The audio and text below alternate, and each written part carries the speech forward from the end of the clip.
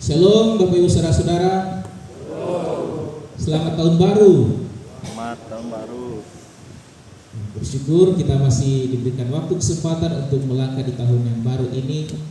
Mungkin Bapak Ibu yang datang ini agak-agak berat datangnya karena masih ngantuk.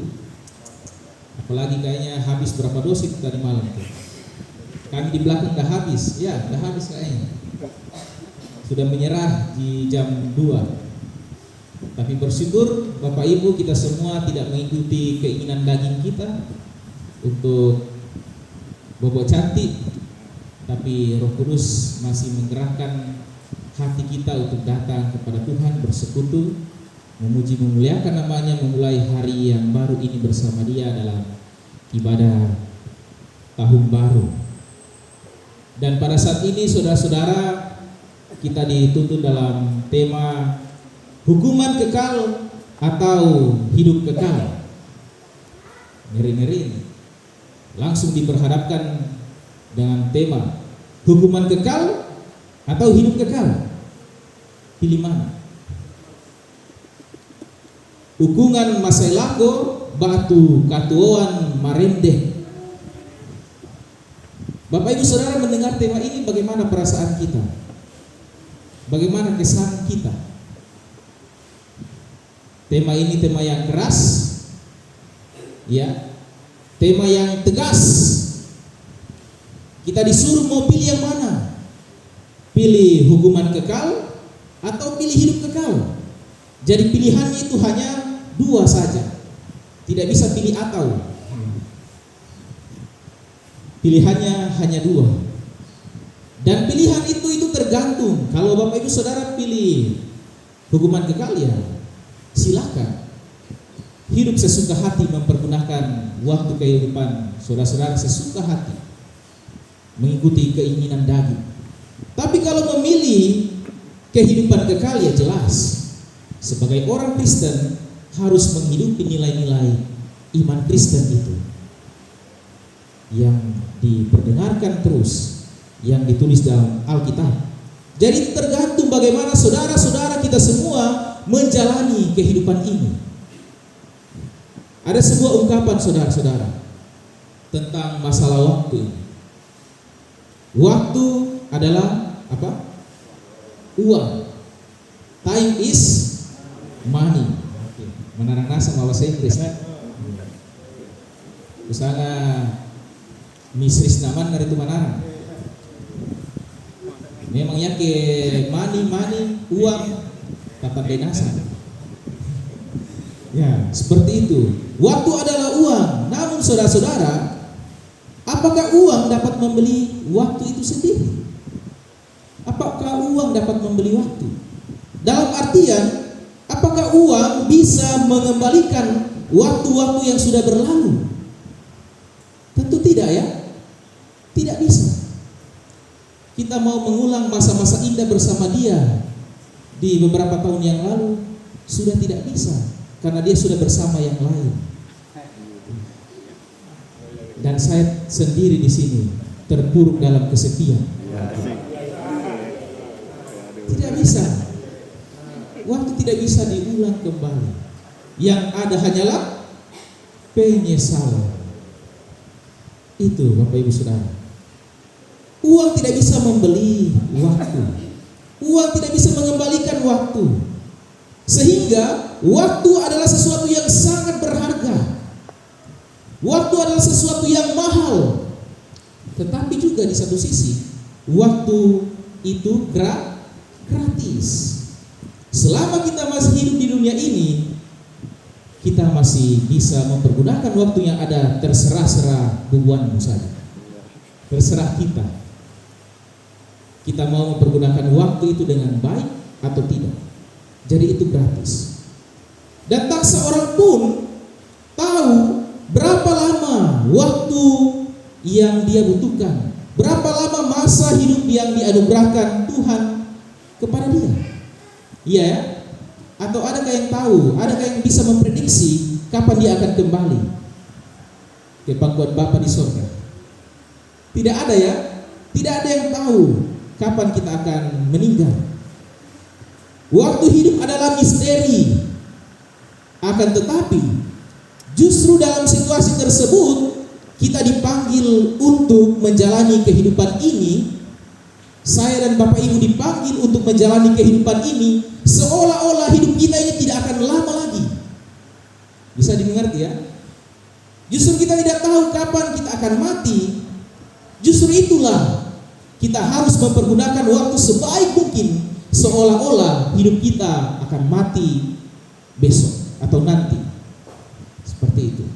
Seseorang berkata, tokoh Hindu Mahatma Gandhi ya, mungkin kita tahu, ada quotes-nya yang sangat terkenal. Dia katakan, hiduplah seolah-olah kamu akan mati besok, dan belajarlah seolah-olah kamu akan hidup selamanya. Seperti itu. Jadi masalah pendidikan kita harus terus kejar, biar kita sudah tua tidak mengenal umur itu pendidikan. Kita kejar terus. Tetapi kehidupan kita harus hidup, kita harus mempergunakan kehidupan kesempatan itu seolah-olah mungkin kita akan mati di esok hari. Jadi di sini dia mau katakan bahwa pergunakanlah waktu yang ada sebaik mungkin. Selagi kita masih hidup, kita pergunakan kehidupan itu dengan sungguh-sungguh bertanggung jawab. Dan sebagai orang percaya kita pergunakan waktu itu untuk hidup berkenan kepada Tuhan. Hidup berkenan kepada Tuhan. Berbicara masalah waktu, dalam firman Tuhan, pengkhotbah memperlihatkan kepada kita bahwa hidup di kolong langit ini semua ada masanya ya. Semua ada masanya. Ada waktu untuk menanam, ada waktu untuk menuai, ada waktu untuk menangis, ada waktu untuk tertawa, ada waktu untuk berduka, ada waktu untuk bersuka cita. Bahkan dikatakan ada waktu untuk membunuh, ada waktu untuk berdamai, ada waktu untuk perang. Itu fase-fase kehidupan yang mungkin kita alami, dan mungkin itu sedang kita alami. Dan apakah semua ini adalah kemauan kita, saudara-saudara? Apakah fase-fase kehidupan itu adalah kehendak kita? Tentu tidak. Tidak. Itu bukan kendali kita. Semua itu dikendalikan oleh siapa? Oleh Allah. Saudara lihat betapa fananya kehidupan kita ini, sehingga kita tidak bisa menentukan kehidupan kita sendiri. Kita mau ini terjadi itu. Kita mau itu terjadi ini. Itu memperlihatkan kita tidak berdaya, saudara-saudara. Kita tidak berdaya, kita tidak punya kontrol atas kehidupan ini.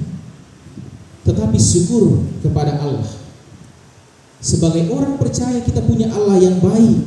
Dan Allah yang baik itu terus memberikan kita, terus mengusahakan kita hal-hal yang terbaik. Sungguh luar biasa Allah yang kita sembah di dalam Yesus Kristus.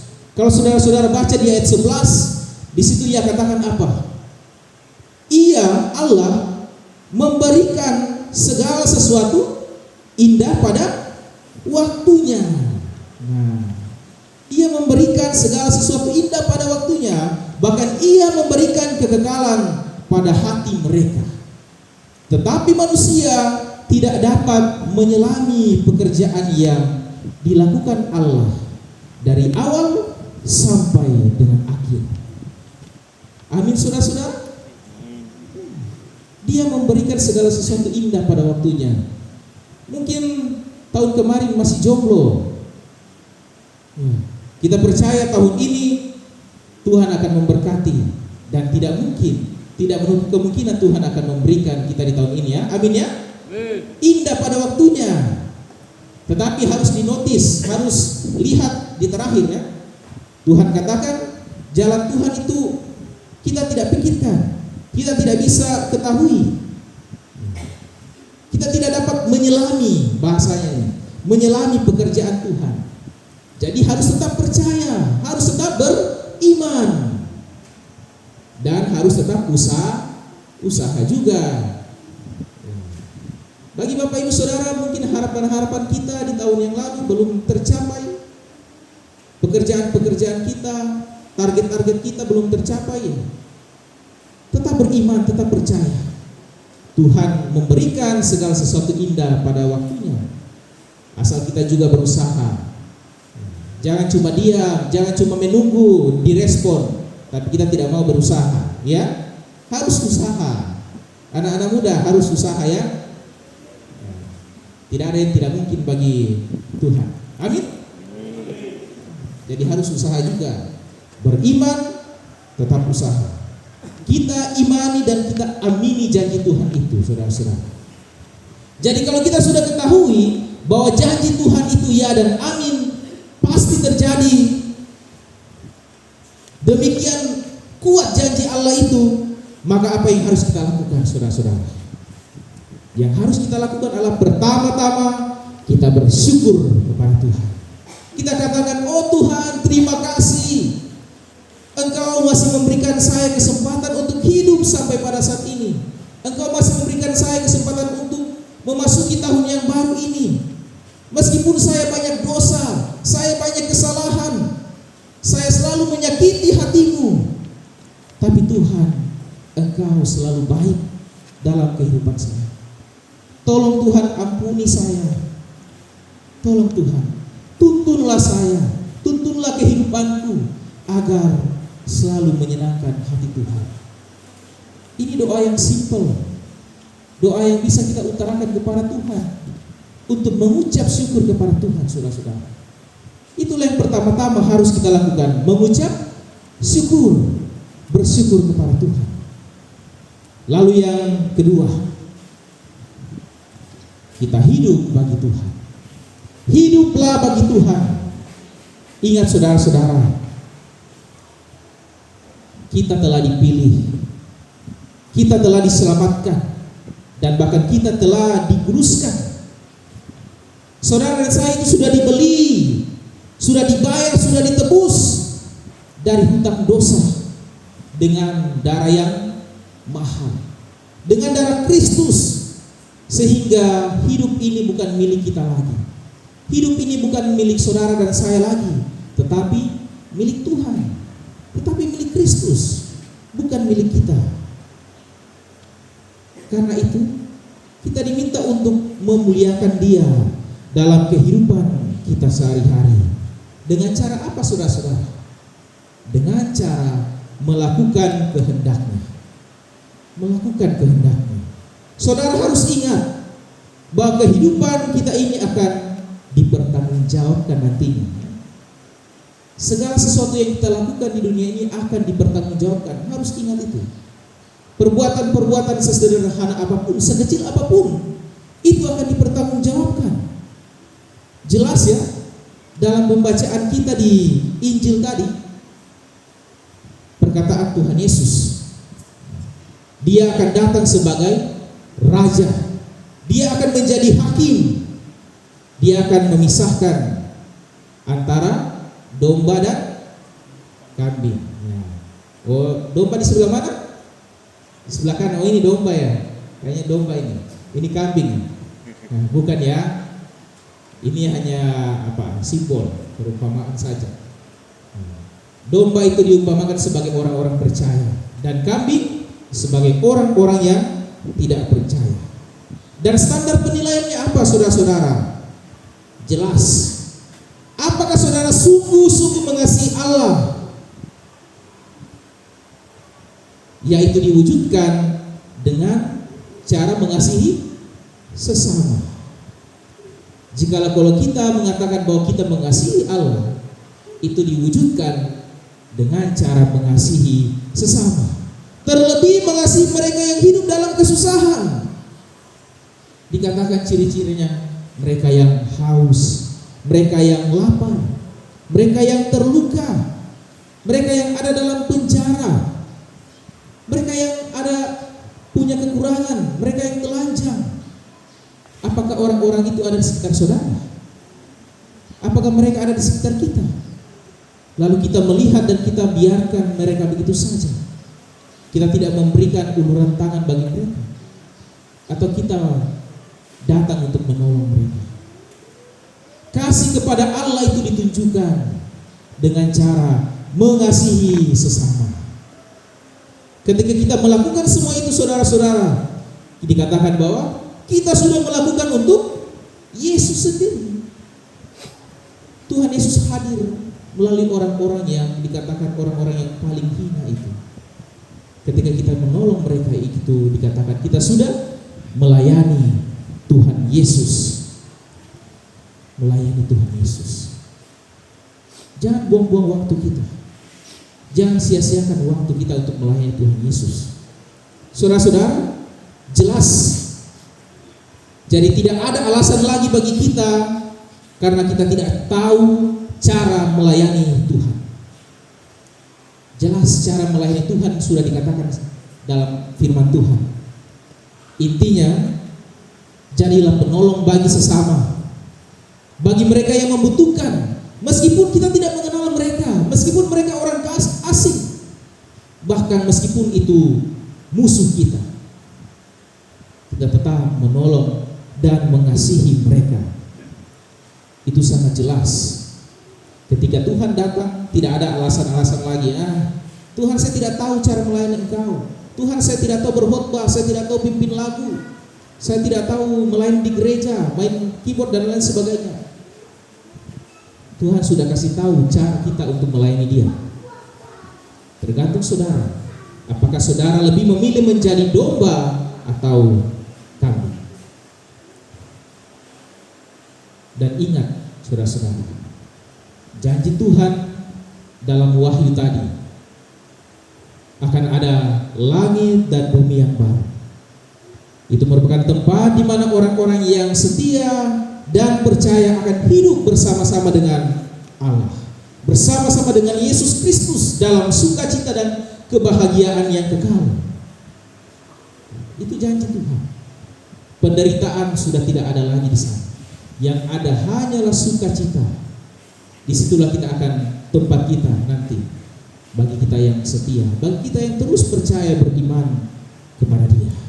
Namun saudara-saudara, sekarang ini Tuhan masih menempatkan kita di dunia ini.